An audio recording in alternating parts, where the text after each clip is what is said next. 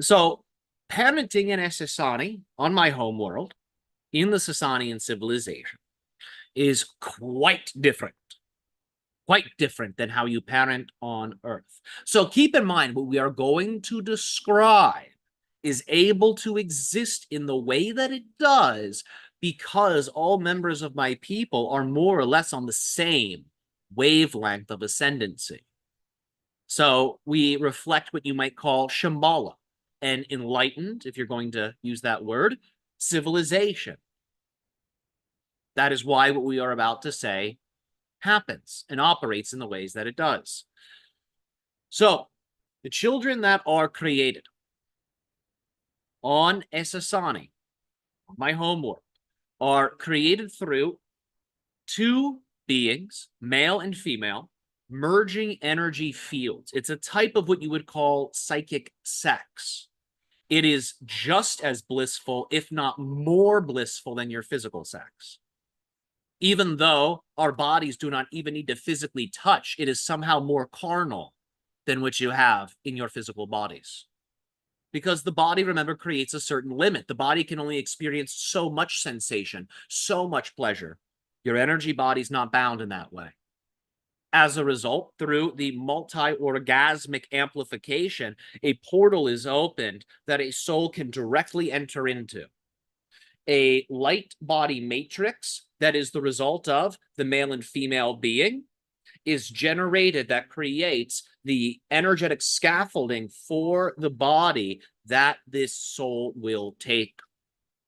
That body will sometimes be in its densified form, similar to the age on your planet that you would consider to be an infant, sometimes a toddler, depending on the nature of the soul. If the soul is more advanced and has already learned the lessons of infancy, then it may incarnate into the created toddler-like form or body. That would be more appropriate for its level of consciousness. If the soul is newer, as you say, if it has less experience, the densified form may be that of an infant. So in that way, we do not have the children passing through the female birth canal. While that is very useful, that is really relevant only to physical incarnation. So we do not reproduce through what you would call biological physical sex. Therefore, our children are not born that way. They are born in the space itself. They are materialized in the space itself. If you were to observe it, it would be like watching a being gradually appear out of thin air. As a result, the children are rather advanced. They do not go through the forgetting process, which is a side effect of passing through the birth canal. So their memories are intact.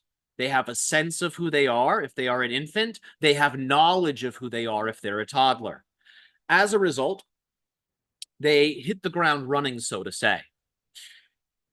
The mother and father that have given rise to them spend a great deal of time with this child.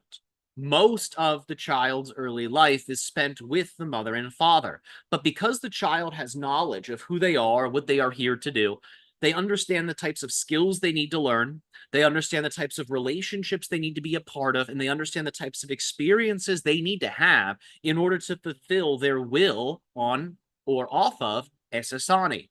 So because all of the other adults and children within the society are operating on the same wavelength of success, abundance, and exploration, the child is free to interact with members of the community as they see fit. In that way, the role of protector does not need to be played within my civilization in the realm of parenting. We love and trust one another that much, and it's mutual. It's not one-sided. So the children are free to explore and to learn with all types of different diverse members of my civilization and species. They, of course, will return to the mother and father to integrate what they've learned, to share what they've learned, and the mother and father will transmit ancient ancestral wisdoms to the child to help reinforce their learning. The children at a rather young age have the ability to join a variety of different programs that the Sassanian civilization has to offer. Some become ambassadors, some become first contact specialists, some become engineers, some become artists, some become pilots. Now, it might sound like at first all of these different roles are very, you could say, specialized, just as you have on Earth. But remember, if you are an artist, it's likely your art will be used in the production of certain structures, certain spacecraft, certain gifts that we bestow to other civilizations.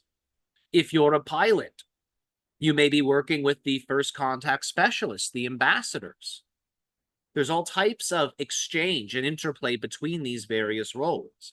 So the children receive training at a very young age that complements their natural gifts. So our learning is guided by our inner selves. When we are children within my civilization, we are the ones guiding our learning. We seek out the relationships. We seek out the experiences. We're encouraged to. We are encouraged to. And we never lose that familial connection to our mothers and fathers because we always spend time with them, integrating and sharing the experiences. And even when we're away from them, the telepathic link is so strong, it's like they're right next to us. Just as we say, your loved ones that have passed on remain with you, and many of them are anchored into your aura. And when you go into meditation, sometimes you can feel it. For us, that sensing is so greatly strengthened that it feels like at times your mother and father are right next to you, even if you are, let's just say, on a scout craft above the Himalaya mountains like myself. So we are a very tight-knit family. That is how we see ourselves, and that is how our children are raised.